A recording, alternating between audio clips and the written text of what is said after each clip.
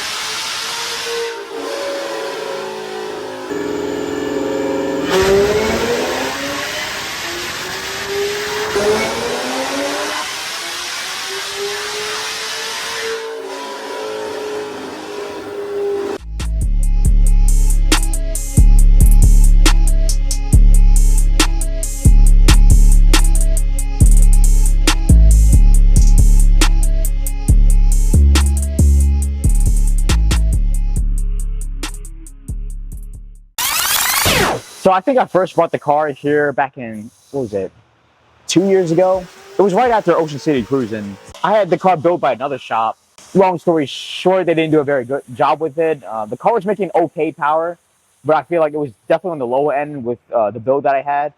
And it was running like absolute trash, like absolutely horrendously. I would try to, not even try, like the car would literally just die while I was driving, which was actually really freaking scary. You know, what happened like throughout that Ocean City cruising. So I just had enough with it.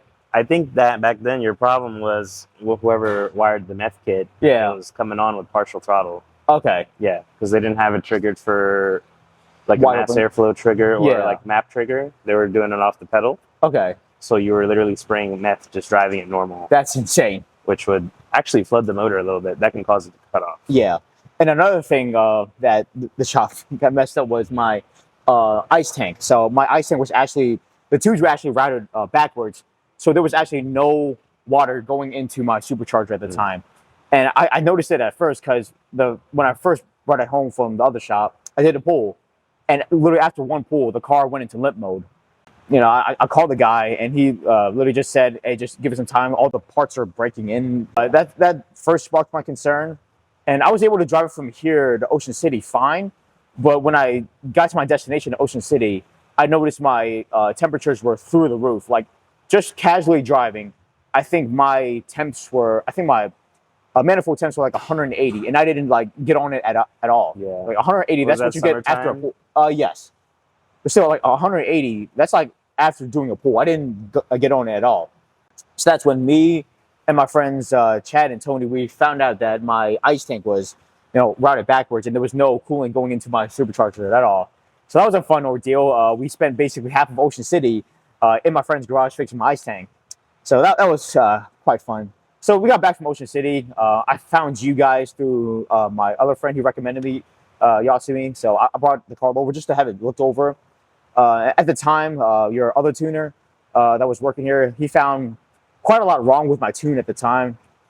He found like there was basically no timing up top whatsoever, so that led to the power issue and a whole bunch of issues. But all we did was just a simple tune, and the car went from like 860 to 950 just off a tune, which is pretty damn impressive.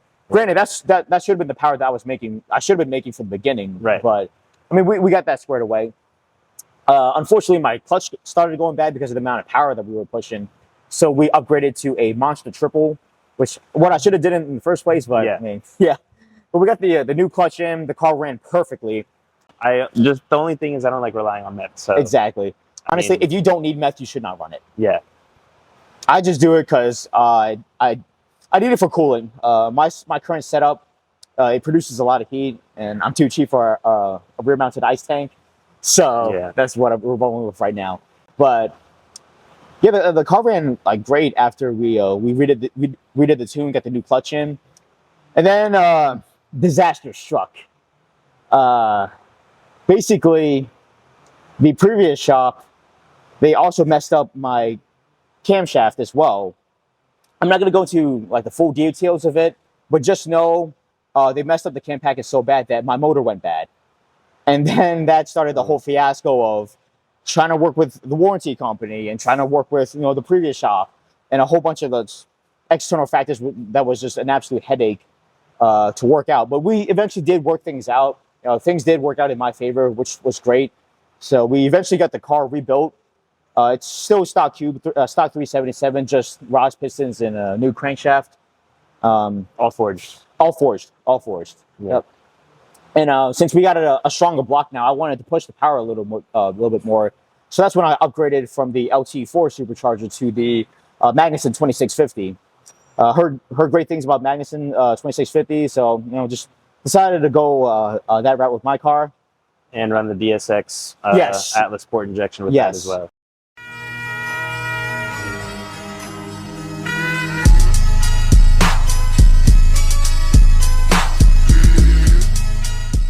So as you can see over here, this is my new supercharger. It's a Magnuson 2650.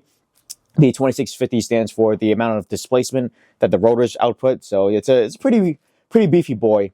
In comparison, my last supercharger, it's the stock supercharger that comes on the LT4 Z06 is the it's a 1.7 liter supercharger. Pretty small supercharger.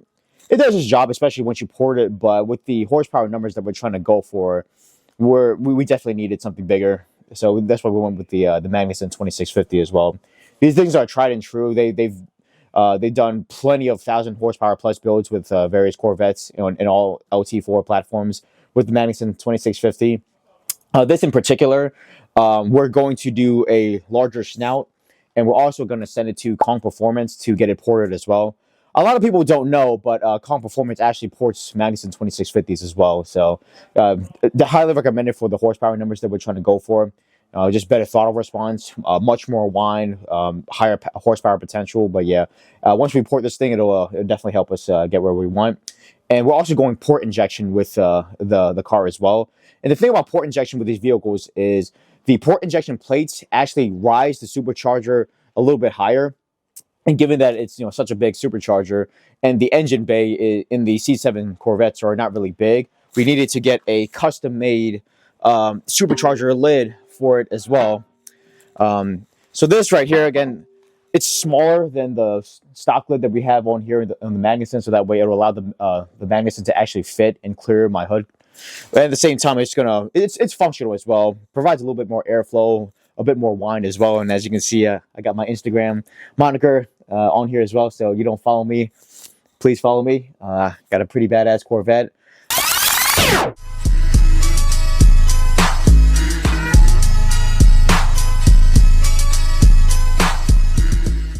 All right, everyone, so Vien here, and just here to show you some of the goodies that are going into my Vette right here. First thing you see here is the upgraded radiator, basically just helping with the cooling system of the car. We're pushing more power, so it's gonna be more heat, so we need cooling mods to help support that. Of course, we have a radiator fan as well. They go hand in hand. These two go hand in hand when it comes to cooling the car. So these are actually port injection plates, and what they do is they sit underneath the supercharger, and what you do is you put injectors in every single one, and these injectors basically squeeze fuel into the ports of the heads. So we have port injection and direct injection inside the motor, basically just fueling the motor with all the fuel that it needs, because we're pushing all this air, pushing all this fuel. You need that for bang.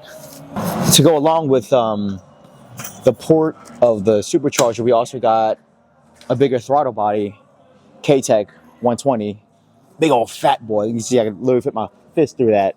And of course we need a snout as well. Cha. his car's been here a while. So before the DSX Atlas came out, we were originally going to run the 2 high PSI kit. Yeah. And luckily, since we were still waiting on parts in the middle of his build, he decided to switch to DSX Atlas. So we were able to do that. Yeah, just to put it in perspective how long my car was here, basically, when my car first came in to get the motor rebuilt, DSX was just testing the new Atlas system. And then time went by and they eventually released it. And my car was actually one of the first cars to actually utilize the system. And we got great results from it. Essentially, my new tuner, he loves the system. He thinks it's really good to work with. It's simple, seamless. We could sum it up a little bit. Derek got the car to make the same power. Yes. On more than... Way less boost. Way less boost. You're on only like... 18 on my previous setup. Yeah. And then 11. Yeah, 11. Like 10, 11 right now. Right. Which is pretty insane. Now, when it comes to boost systems, it's not all about, you know, horsepower. It's not all about torque. Efficiency is very important as well. So if you can make good power, good torque with minimal or less boost, I mean, that's just better overall. It's way better for the system. It's way better for, you know, all the moving parts. Everything on my car is going to survive for a whole lot longer. Again, we're just not pushing that much boost. So yeah, and an efficient system is just as important as a system that produces, you know, good horsepower and good torque numbers.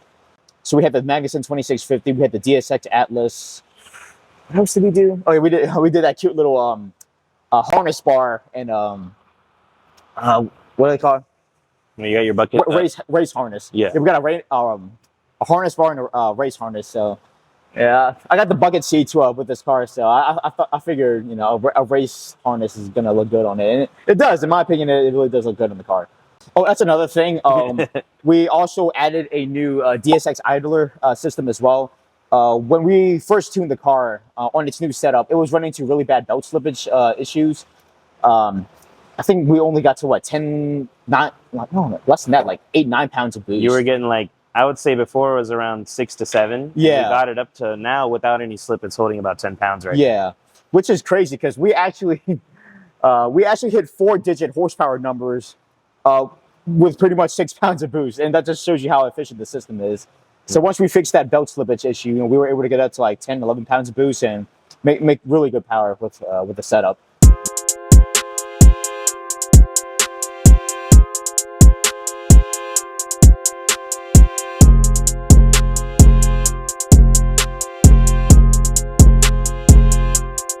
I'm just unboxing Vien's new goodies.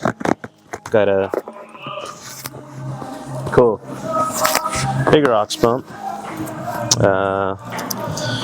new higher pressure fuel pump because his went bad, and 10 rib belt for his belt drive. All this stuff is going to get put on, and then we're going to be ready to hit the rollers. And yeah, I think we should have a fire video hopefully in the next couple of days. We've got to get a couple fittings for the aux pump kit and be good to go.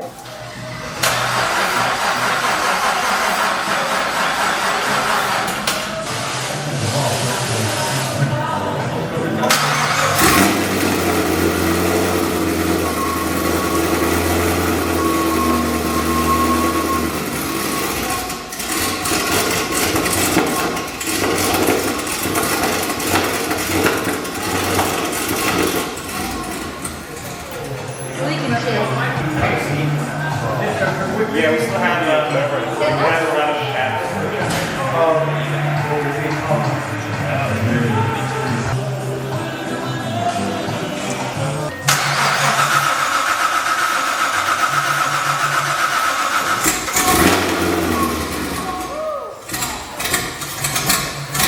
All right, what's up, guys? Vien here.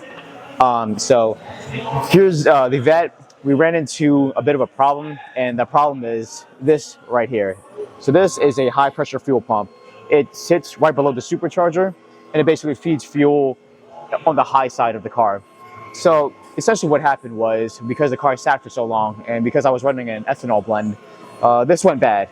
These do tend to go bad if, one, you let them sit for too long, or two, you run an ethanol blend, or three, you're a dummy and you do both. So essentially we had to order a new one. Luckily DSX had one in stock. It came pretty soon actually. It came within less than a week. So we were able to get the new high pressure fuel pump into the car. and now she runs. So, yeah.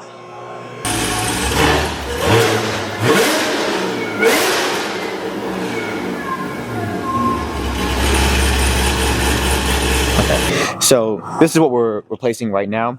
We're installing a new low side fuel system. What we have is the Magna fuel that's going into the car, and what we previously had was the DSX low side fuel system. Not a bad fuel system. It's actually pretty good. It's usually tops off at 1,000 real horsepower. We're obviously going more than that, so we needed a bigger fuel pump. Got to push fuel, got to push air. So we got to get all that fuel from the low side all the way to where the motor's at. So we just needed a bigger and stronger pump to get the necessary fuel, and we need to supply this beast of an engine that we have here going on. That is the new low side fuel pump that we have. And you want to see some size comparison, because yes, size does matter. Look how much bigger it is. I think this one's longer, but this one has more girth. Alright, it's not always about length. Sometimes it's about girth. He needs 15s terribly. Still on 18s right now. I'm trying my best to make it work on 18s. We did get some new Toyo tires back there. How's it working on those, by the way? They're better than the Mickeys, but I still spin pretty badly. I mean, given my power numbers, it's a given. But they are an upgrade over the Mickey Street SSs that I have. So for those of you who don't know, these are Toyo Proxy Rs. They're actually circuit race tires, but they perform very well in a straight line as well. It's just, it has to be in dry conditions because they are literal slicks. And the tires do need to be warmed up. One thing I have noticed about them over the Mickeys is you didn't really need the Mickeys to warm up before they were able to perform to their best ability. You gotta warm these up. Yeah, the Toyos, you definitely need to warm them up before they can actually start performing to what they're supposed to. So you do for that? You just do like a quick second to third rip, let it. Yeah, just a little quick roll and grip. Roll and burnout. Roll and burnout. Yeah. Yeah. Not dumping the clutch, right? No. So another funny little story. I was out with the car. We were just doing some fun stuff, and I decided to do a hit in first gear and completely snapped my supercharger belt. Surprisingly, the belt snappage on supercharged cars is actually pretty often, especially when you're running high horsepower. That was actually my first belt in the 3 years of ownership with this car. So I think I'm doing pretty good. Yeah. I've only gone through one belt on this car. I think we should save this for the blooper reel. Yeah. You don't need people to know that you dumped the clutch at 40 in first gear. So if you have one of these cars, please do not dump the clutch in first gear. Yeah. I am the test dummy on that. If you didn't know, if you're having belt slippage issues with your LT4 as well, I highly recommend the DSX Idler system. It definitely fixes that belt slippage issue quick, fast, and hurry. Oh, another thing, we upgraded to a 10 rib system as well. And for those who don't know, that also helps with belt slippage. But I would say the main thing that helped with belt slippage was that DSX Idler system. There's a bit of a belt chart for the LT4s since it's been so long. On the Magnuson, especially when you're running a spacer plate for the port injection, they don't have the exact belt for every pulley combination. Okay. So for yours, even the tightest belt won't fit. Right. And the next size up might be too loose. Yeah. So that's where the DSX Idler system came in and helped clean that up. Okay. Oh yeah, one more thing about my 2650. We did get it ported as well. We got it ported by Kong. A lot of people don't know because everyone knows him for porting LT4 blowers, but he does port 2650s as well. So if you are rocking a 2650 setup and you want to make a little bit more power efficiently, or maybe run some more boost, then hit up Kong because he does port 2650s as well. We'll let Tata run through the engine bay, but there's a 120 snout, 120 throttle body. Yeah, 120 snout, 120 throttle body. Yeah, I would say he's got all the right goodies on this car. Yep. Yeah, I would say it's really nice. I didn't really recommend these things, but it's nice that you have all the right stuff. Right. So yeah, we have plenty of room for growth with the system. Like I said, I'm happy with the power numbers that it's running right now, but I mean, with my setup, like the sky is really the limit. You have room for more power, and honestly, right now you're dealing with spinning. So if you get the car to hook first, learn that, and then turn it up from there, you'll enjoy it a lot more. Oh, definitely. I have plenty of room for growth with this car, but like I said, I'm happy with what it is right now. And plenty fast, plenty rowdy. It's a head turner at car shows, so I'm perfectly fine with the way it is right now.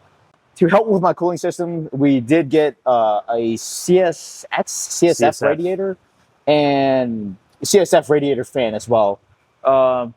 Good upgrade over the previous systems. A lot larger, moves a lot more air.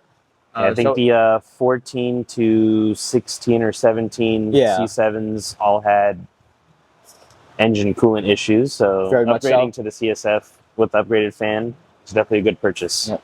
And it goes well with all the billet stuff that I have in my car as well, so it looks good and it's functional. Tata will get a shot at this, but I also got a custom fabricated shift knob as well. It actually looks pretty good. It matches with all the billet stuff that I have. It's a nice shift knob. That shit gets hot as hell. It does. In the summertime. Oh my god. So it's made out of stainless steel because I wanted a weighted shift knob. And it's pretty hefty. I think it weighs like 2 to 3 pounds. And for all my manual drivers out there, a 2 to 3 pound shift knob is pretty freaking hefty. But because it's stainless steel, it gets very hot during the summer. There are times, well, I'm a Corvette owner, so obviously I keep detailing cloth in my trunk.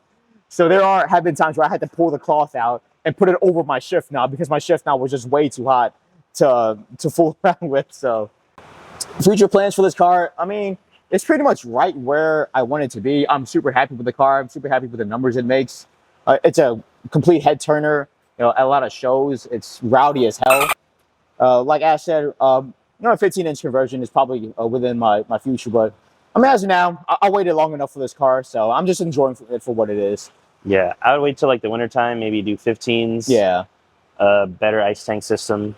Yeah, definitely. Turn the boost up a little bit. I got your other upper pulley inside too. Yeah. It's been in office. It's one of the few customers we could say has got no expense spared. No, literally. No, there was no expense spared in this build. Just the 15-inch kit right now. I've been telling him for like almost a year. I told him before he did the setup he needed 15s. Honestly, yeah, before we even upgraded my Supercharger, we had traction issues, but it'll get on there eventually. Yeah. I just gotta stop being lazy. But yeah, that's really it. So that's the story behind this experimental build. We joke around and call it the experimental build because when we were tuning it, everything that the car had on was new to the shop. It was new stuff that they were playing around with, with the new DSX Idler system, with the new DSX Atlas system, and just all the nooks and crannies that we put in this car. It was literally an experimental car. I ended up getting the Atlas just because of this car, how easy it was to do. It's an amazing product. My car was on Map Fusion before, so that's even before the current 2 high PSI kit with the reflex. So it's definitely a nice upgrade for sure. Absolutely.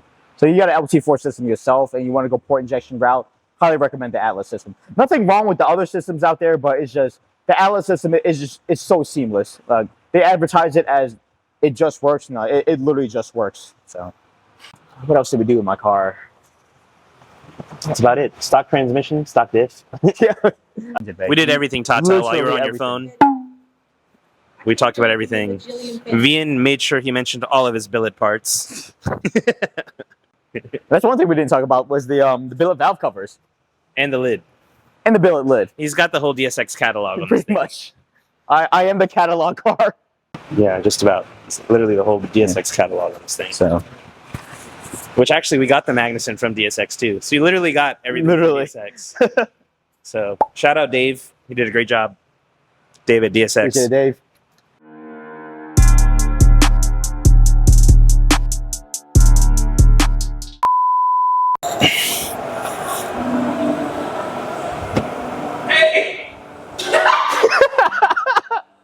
Are you really gonna put that in there? Yeah.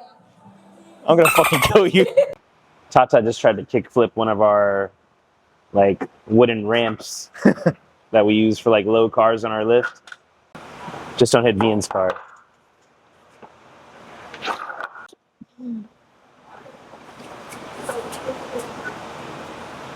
Vien's still alive. He's got a leg. Still there. And he's going to be able to drive that stick car with no problem. Yo, that weighted shifter, I ain't gonna lie, it feels pretty nice. No diddy. Nah, Vien's weighted shifter is fire. I want one. Pause. Stick my fist through that. Fist in action. All Alright, it's not always about length. Sometimes it's about girth. We got a new tattoo. I got this because I was literally crashing the fuck out because last week the car wouldn't start.